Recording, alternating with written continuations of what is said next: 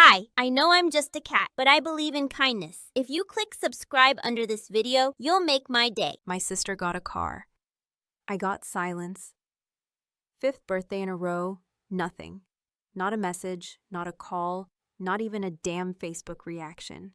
Just digital dust on my existence while everyone in the family gathered around Alyssa in a glossy dealership photo, holding keys to a brand new white SUV, grinning like she'd just cured cancer. They looked so proud of her, like that car, with the red bow on top, was the crowning achievement of a life well lived. I stared at the picture on my phone until my thumb hurt from gripping it too tight, my eyes dry from blinking too little. That photo hit harder than any insult ever could. Not because she got something shiny and expensive, but because once again they proved I was invisible, and I was tired of pretending that didn't hurt. The thing is, I didn't even expect much. After the second or third year of being ignored, you stop holding your breath. You stop hoping someone's going to send a thinking of you text, or maybe a bouquet ordered late, or even just some tacky e-card from a free website. But hope is a tricky little bastard. It doesn't fully die. It just shrinks, hides somewhere deep, and waits to rise again every July 5th. And there I was, 37 years old, holding on to the scraps of hope that this year might be different, that maybe someone in my family would remember I existed.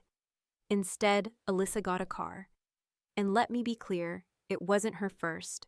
No, this was her third. The first was a used Toyota during her freshman year of college that I helped pay for with the money I saved working double shifts while she figured things out. The second was a newer Honda when she got her first job at a boutique PR firm that my mom pulled strings to get her into. This third one, the white SUV with the panoramic sunroof and leather seats, was a just because gift, because she got promoted, because she was doing so well, because she was still the golden child, even at 28. I sat alone in my small apartment that night, the lights low, half a cheap cake from the grocery store on my counter, and a candle I lit for myself. Just one, not for the number, just for the symbolism. And in that moment, I wasn't sad anymore. I wasn't bitter. I wasn't crying, even though a part of me felt like I should be. I was calm, like a fuse had finally burned all the way down, and nothing was left but quiet, calculated resolve. I opened my laptop, logged into every account I'd ever paid for with my name. And there were a lot. Over the years, it had become easier for me to manage the subscriptions, to be the one with the stable job and decent credit score, to put everything under my name because you're so organized, Meg. And because I didn't argue, because it was one way to stay useful, needed, maybe even noticed. There was the family Netflix, my card, Hulu, also mine, Amazon Prime, definitely me, Spotify Premium, HBO Max, the Apple Music family plan, even the damn Audible subscription my mom used for her book club that I'm 99% sure was just her playing self-help audio while she cleaned. I canceled every single one, methodically, one after the other, like clicking off lights in a house I no longer wanted to be inside. Then came the shared T-Mobile account. My sister's line was still under mine from when she couldn't get approved a loan. I pulled the plug, removed her as a user, sent the request to split accounts. I could already imagine the fallout, and it made me smirk for the first time all day. Then the real move, I blocked them, all of them, Mom, Dad, Alyssa, phone, social, email. I even unfollowed them from my backup Instagram that they didn't know I had, just in case I got tempted later, because I knew myself too well. I'd want to check. I'd want to see if they finally noticed. But this year, I wasn't going to watch it happen again. This year, they'd have to look for me, and they wouldn't find anything but silence. And here's the thing. I didn't do it out of rage. Rage is loud and messy. This was precise, cold, honest. I was done being the background character in my own damn family. The one who handled logistics, showed up on time, sent the holiday cards, remembered birthdays. The one they didn't even remember existed until something needed to be fixed. Somewhere around midnight, I sat back with a glass of wine and reread my sister's Instagram caption. Best parents in the world, can't believe they surprised me with this. The comments were full of likes and hearts and you deserve it messages. But not one person said my name. Not one asked where Megan was. And it hit me. I wasn't just forgotten, I was erased. I wondered if they'd notice when their shows didn't load. When Alyssa's phone stopped working. When Amazon said, please update payment. I didn't care if it happened in 5 minutes or 5 days. The beauty of my revenge was that it would unfold slowly, like frost spreading over glass, silent and beautiful in its finality. And maybe this is petty. Maybe some people will hear this and think I should have just moved on or had a conversation. But what would you do? If your birthday came 5 years in a row and nobody in your bloodline remembered you existed, while your sister got gifts that cost more than your yearly rent? I'll ask you this. How many times would you forgive silence before you decided it was louder than words? The best part? The night ended, and I slept better than I had in years. The chaos? That would start the next morning. By the time the sun came up the next morning, I was already halfway through a bagel, sipping lukewarm coffee that tasted more like burnt routine than breakfast, and waiting. Not because I expected immediate chaos, but because I knew my actions had planted the kind of quiet time bombs that don't scream when they explode, but hiss, slowly and humiliatingly, into the lives of people who'd gotten far too comfortable pretending the ground beneath them wasn't borrowed. I didn't go to work that day, not because I couldn't, but because I wanted to be fully present for what I imagined would be a small but satisfying unraveling of the threads my family had pulled for years without once thinking about who had stitched them in the first place. The first alert came just after 8:30. My phone buzzed twice, once with a notification from Spotify that the family plan had been disabled, and again with a text from Alyssa that simply read, "Hey, did something happen to the music? Mine just logged me out."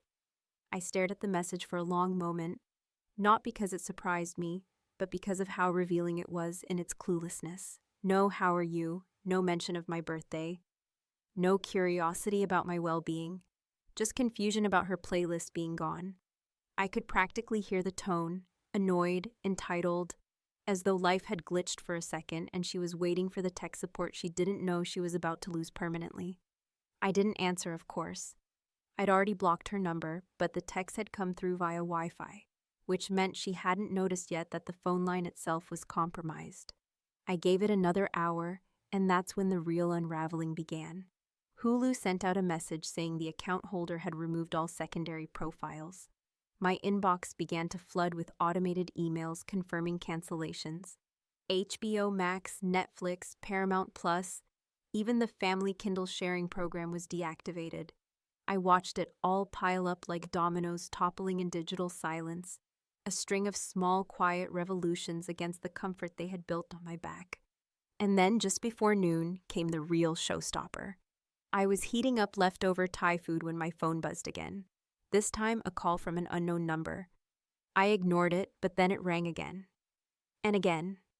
On the fourth try, I answered, mostly out of curiosity, and heard my mother's voice, sharp, panicked, and skipping all the pleasantries she usually weaponized in social conversations. "Megan, what the hell is going on? Alyssa's phone isn't working, the Netflix just kicked us off, and your dad can't even access his Audible. Are you doing something to the accounts? Why would you do that?" I didn't answer right away because I wanted to hear how far she would go before acknowledging the truth, before realizing this wasn't a glitch. This was me, the daughter she had forgotten, the woman she raised to be dependable but never loved loud enough to remember. The voice on the other end was frantic, but underneath that panic was a tone I recognized too well.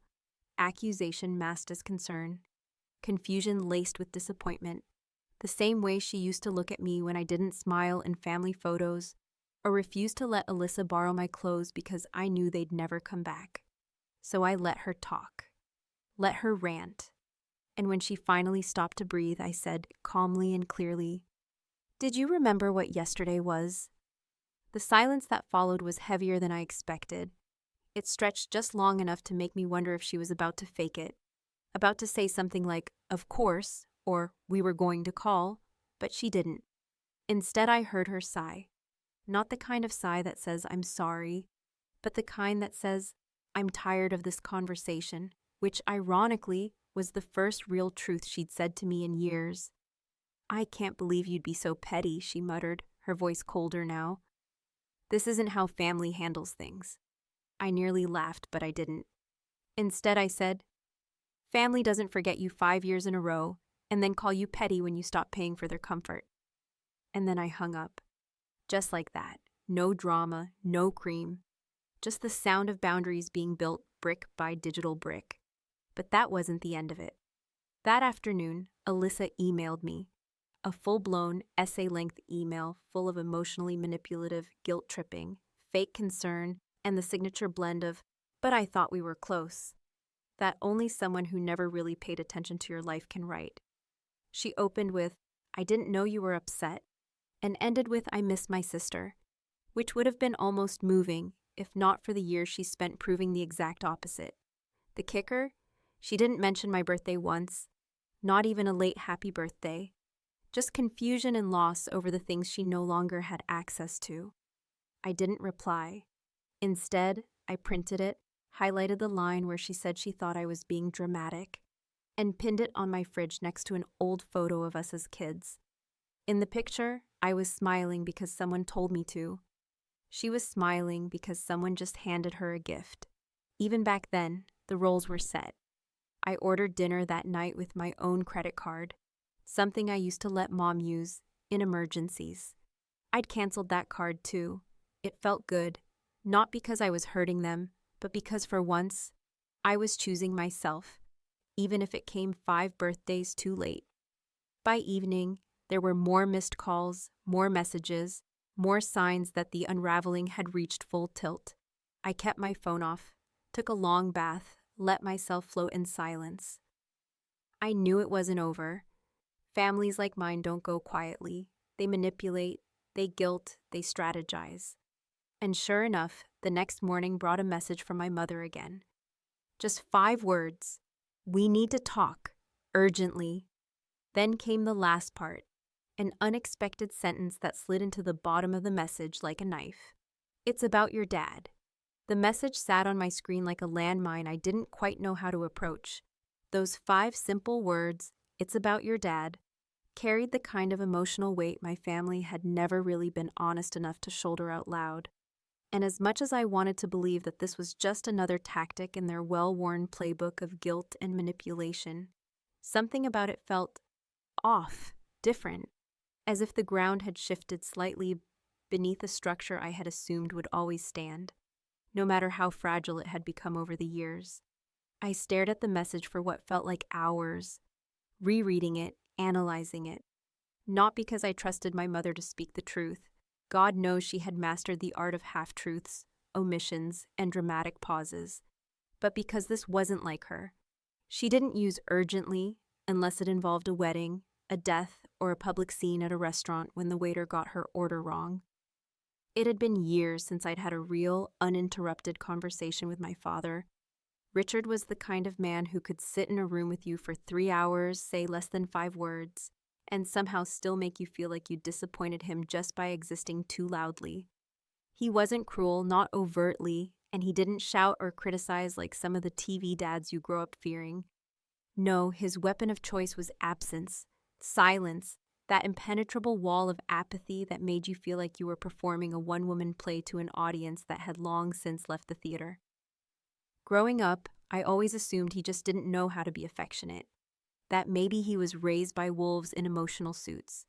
But as I got older, I realized he simply chose to show up for Alyssa in ways he never bothered to for me. So when I read those 5 words, my first instinct was to roll my eyes, to tell myself this was nothing more than my mother pulling another string, trying to provoke some knee-jerk reaction out of me so she could swoop in and play the martyr when I inevitably said no. But still, the pit in my stomach tightened, and as much as I hated it, a small part of me still cared.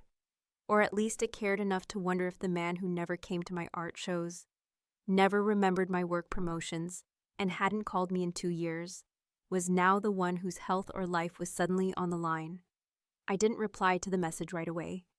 I let it stew, let it boil in the back of my mind while I pretended to go about my day like a normal adult with boundaries. I folded laundry I didn't care about, rearranged the spice rack I barely used, and found myself cleaning behind the fridge, something I hadn't done since I moved in. Distraction was easier than confrontation, and my family had taught me well how to avoid saying the hard things. But by noon, I couldn't sit still anymore, so I gave in, not completely, not dramatically, just enough to text back, "What's going on?" And within 2 minutes, my phone rang again.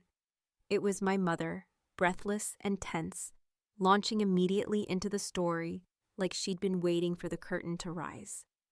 "He had a stroke," she said, and for a moment I felt nothing, not because I didn't care, but because the word didn't connect with the image of my father. Still stern, invincible in his detachment. "It happened a couple of weeks ago. He's okay now, just minor damage, but he's been different, quieter than usual, and he asked about you." That last part, those 4 words, hit me like a stone to the chest, not because it made me happy, not because it made me cry, but because I didn't believe her. My father hadn't asked about me since I was 16 and came home with a black eye from a fight at school. And even then, his version of asking was a single grunt directed at my mother. "What happened to her?" So I asked, cold and cautious, "What did he say?" And my mother, ever the actress, paused just long enough to sound rehearsed. "He said he missed you, that he wanted to see you." It would have been touching, maybe even healing, if I hadn't already heard so many versions of the story throughout my life. How he was proud of me, but never said it. How he thought about me all the time, but never called. How he loved both of his daughters equally, despite every birthday, every celebration, every milestone telling me otherwise. I didn't say anything for a long time, and finally, when I did speak, it wasn't with emotion, it was with logic. "If he wanted to see me, he could have picked up the phone before now," I said, and my voice sounded steadier than I felt. "You all knew it was my birthday. No one called, not even a text. But now, after I cut you off, after I took away the toys and the passwords, suddenly I'm family again?" The silence on her end was deafening, and I could feel her shifting, recalibrating, trying to decide whether to double down or backpedal. "Megan, this isn't about that," she said eventually, her voice softer now, sugar-coated and desperate. "This is about your father. He's not perfect. None of us are. But you need to be the bigger person." That line, the one I'd heard 1,000 times before, lit something inside me I didn't even know was still flammable. Be the bigger person. The phrase that every neglected child hears when they dare to draw a boundary, when they dare to ask for reciprocity. I closed my eyes and pictured every time I'd said yes when I wanted to scream no, every time I'd paid for dinner, planned holidays, sent gifts, smiled through insults, and showed up even when no one showed up for me. And so I said something I hadn't said before, not to her, not out loud. "I don't owe you anything." It hung there, suspended in the air between us, and she didn't know how to respond. Because for the first time, I wasn't begging to be seen. I wasn't asking to be loved. I was just done. She ended the call with a brittle "fine," and I didn't call back. Later that night, I found myself scrolling through old photos again, not of birthdays or holidays, but the candid moments, me in the background, cleaning up the kitchen, holding someone's coat, driving Alyssa to her prom. Always present, never acknowledged. I wasn't angry anymore, not in the way I used to be. I was clear that my role in their lives had been utility, not connection, support, not celebration. And if my father had really asked about me, if somehow some neuron in his brain had fired just enough to remember I was his daughter, then he could wait, because I had waited my whole life, but I wasn't going to fall for it. Not again, not this time. There's something oddly satisfying about watching the quiet collapse of a system that should have never been standing in the first place, especially when that system was built on the back of your silence, your compliance, your carefully suppressed anger, and all the times you swallowed your pride just to keep the peace in a house that only knew how to love through control. It wasn't until I sat down at my old desk, the one I used to do college applications on, while Alyssa floated in and out of rooms like some manic pixie hurricane of attention and chaos, that I realized the game they'd been playing wasn't just about forgetting me on birthdays or pretending I was too distant to connect with. It was a long-term investment in selective value, one where I was the emergency contact, the default account holder, the name on the backup card, the only one they trusted with the passwords, the paperwork, the ugly little adult responsibilities they didn't want to burden their precious Alyssa with. But now the roles were reversed, and they didn't like it. I'd never been one to weaponize money, mostly because I didn't have enough of it to feel comfortable playing those games. But this wasn't about dollars. It was about dependency. Years ago, before I moved out, I helped my father set up a PayPal account so he could receive some delayed consulting payments from a contract he picked up after retirement. He had no idea how the interface worked, hated dealing with online banking, and begged me to just handle it. So I did. I linked one of my old backup cards, set up his password, and walked away thinking I'd done a good thing, something generous, something a good daughter would do, and like every other good thing I ever did for them, it went unacknowledged for years, tucked away like a secret they were hoping I'd forget existed. I didn't forget. I logged in half expecting it to be empty, but it wasn't. There were subscriptions still tied to that card, small, almost insignificant charges. His digital newspaper, a couple of streaming services I hadn't even realized were still active, one of those monthly genealogy sites he was convinced would uncover some hidden royal ancestry. But there was also a modest balance, a few $100s sitting there untouched. I transferred it, not because I needed the money, but because it was mine, because he hadn't even remembered to unlink the card that was keeping his little digital world afloat. And if he had truly asked about me, if his stroke had knocked something loose in that silent, emotionally walled-off mind of his, then maybe this would be the first time he'd realize what it felt like to lose something quietly, without warning, without apology. But that wasn't the final move. That was just the setup. The final move began when Alyssa, in a fit of desperation, tried to call me again, this time from a different number. I didn't answer. Instead, I listened to the voicemail, her voice trembling between confusion and barely contained outrage. "Meg, I don't know what's going on, but you need to stop. This isn't okay. You're hurting Mom. You're hurting Dad. And I know you're mad, but we can talk. Just call me, please." It was the please that did it. Not because it moved me, because it was fake. The kind of performative please you offer when you're not really sorry. You're just inconvenienced. So I did what I hadn't done in years. I scrolled through my old photo archive, thousands of pictures, most taken by me, most untagged, unseen, unnoticed. I found one in particular that I remembered taking at Alyssa's engagement party. Everyone's smiling. I'm not in it. But I remember standing there, holding the camera, holding the coats, holding everything together.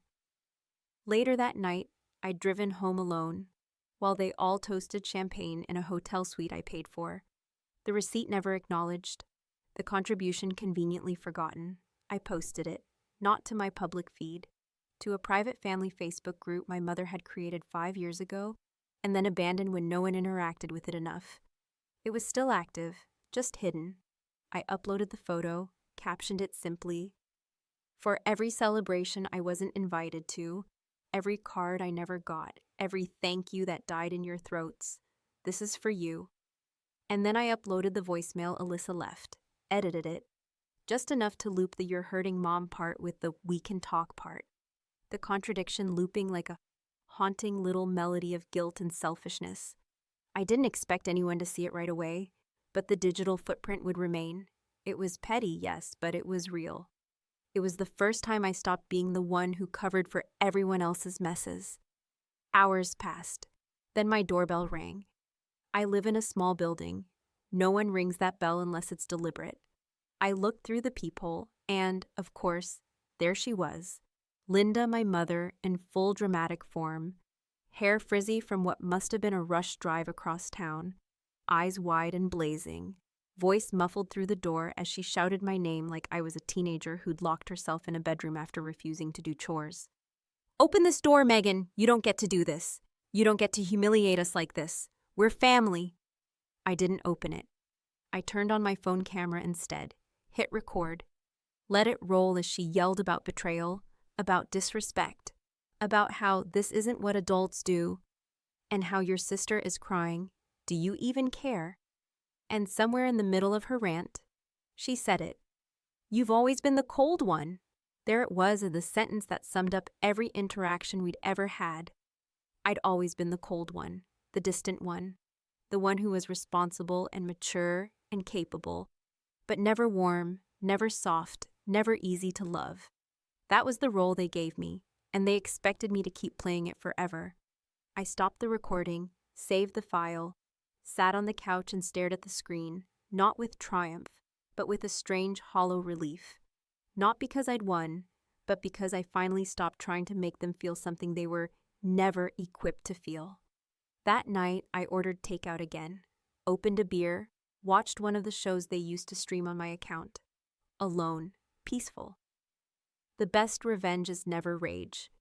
It's indifference. It's withdrawal.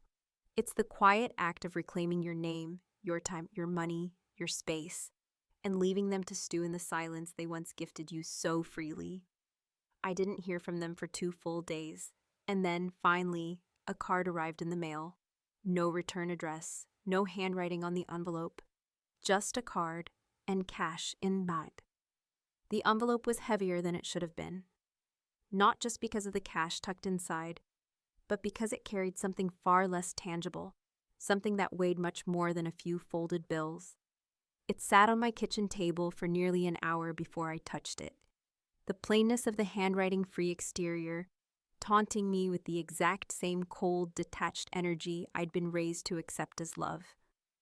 There was no stamp of identity, no signature, no hint of warmth or intention, just silence wrapped in beige paper, and somehow it felt more like them than any photograph ever had. When I finally opened it, there were no words inside, no explanation, no attempt at reconciliation, just 5 crisp $20 bills fanned out like hush money for a crime they never admitted to committing. I stood there for a long time, the envelope in one hand and the bills in the other, trying to understand what they thought this meant. Was this an apology? A peace offering? A pitiful gesture disguised as something generous? Or was it just another reminder that even when they did remember me, they still didn't know how to say my name out loud? Didn't know how to face what they'd done with anything resembling courage or clarity? Maybe it was Dad. Maybe it was Mom. Maybe it was Alyssa. Hell, maybe it was all of them, pooling together one last pathetic attempt to smooth over the cracks in a bridge they'd set on fire a long time ago. I didn't cry. I didn't throw it away. I just folded it back up, slid it into the drawer next to my overdue water bill, and walked into my bedroom where the light hit the walls in that soft, forgiving way it only does on Sunday mornings and sad endings. Sitting on the edge of my bed, I let my mind drift backward, not in the way that invites nostalgia, but in the way that unearths forgotten truths you once buried deep because facing them hurt more than silence ever could. I remembered being 8 years old, sitting in our backyard alone on my birthday, because everyone was inside prepping for Alyssa's dance recital. I had made my own invitation out of colored pencils and construction paper, taped it to the fridge, wrote the time and date, even drew a little arrow pointing to the back porch where I'd set up 2 chairs and a plastic table with lemonade and those sugar cookies I always liked. No one came. Not Mom, not Dad, not Alyssa. They were too busy curling hair and finding missing ballet shoes. I sat out there for 2 hours, watching the sun dip and the lemonade go warm, until the bugs took over and I finally admitted no one was coming. It wasn't that they forgot. It was that I didn't matter enough to remember. That memory hadn't visited me in years, and when it did now, it wasn't painful so much as clarifying. It explained everything, the dynamic, the hierarchy, the invisible rules that were never spoken but always enforced. Alyssa was the joy, the sparkle, the one whose laughter lit up rooms. I was the utility, the one who drove, paid, fixed, managed. And when I wasn't doing those things, I was invisible. And invisibility doesn't end with childhood.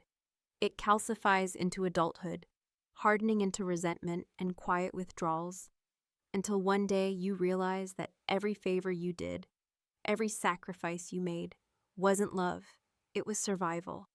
It was buying proximity to people who only wanted you around when you were useful. They called me cold, but what they never understood was that you don't become cold on your own. You are shaped by the rooms that forget you, by the calls that never come, by the cards that arrive late and unsigned. Cold is what happens when you spend years watching your own family pretend you're too complicated to care about. And in that coldness, I found clarity. I found boundaries. I found somehow a strange sense of peace. The voicemail from my mother still sat saved in my phone, not because I wanted to hear it, but because it served as proof. Proof that even when they were begging, even when they were scared and losing control, they still couldn't bring themselves to say sorry, still couldn't offer me anything but performative panic and half-hearted pleas for forgiveness without the work. And Alyssa's silence since then? Deafening. Not one word. No text. No message. Nothing but that eerie, aching emptiness that follows when someone realizes you finally stopped orbiting their sun. I didn't reply to the envelope. I didn't send it back. I didn't spend the money. I kept it as evidence, a footnote in the long, bitter novel of a family that prided itself on appearances and left its oldest daughter alone every year on her birthday. A reminder that sometimes, even when they reach out, it's too late. And sometimes, when they do remember, it's not love, it's guilt. And guilt makes people send money when they can't bring themselves to send words. I went for a walk that evening, something I rarely did without headphones or distractions. But this time, I just wanted to hear the world as it was, unfiltered, raw. People laughed from patios, a dog barked in the distance, wind rustled leaves that were already starting to dry at the edges. And I realized, for the first time in a long time, that I didn't feel angry anymore. Not happy, not healed, just free. Free of the obligation to keep forgiving people who never earned it. Free of the weight of hoping they'd change. Free of the illusion that family means loyalty. That blood always wins. That silence is just an oversight. I could have sent a message. I could have responded. I could have extended a hand. But I didn't. Because silence, when it's chosen, becomes a boundary. And I had finally chosen mine. I unblocked them, not out of forgiveness. Not because I wanted to talk, but because I wanted them to see, to watch, to scroll through my life and realize they were no longer part of it. That every milestone they missed, every celebration they ignored, every year they vanished, I survived them. I built something without them. I became someone in spite of them. And if one day they decide to show up again, to send another card, to call, to plead, I might answer. Or I might not. Because forgiveness isn't a door I leave open for those who only knock when it's convenient. People say revenge is ugly, but they forget. Silence is uglier. Silence is what you give to someone you've already buried in the part of you that no longer begs to be seen. And so I let them watch, quietly, from a distance. That was the only gift I ever really wanted, to be seen. And now they finally do.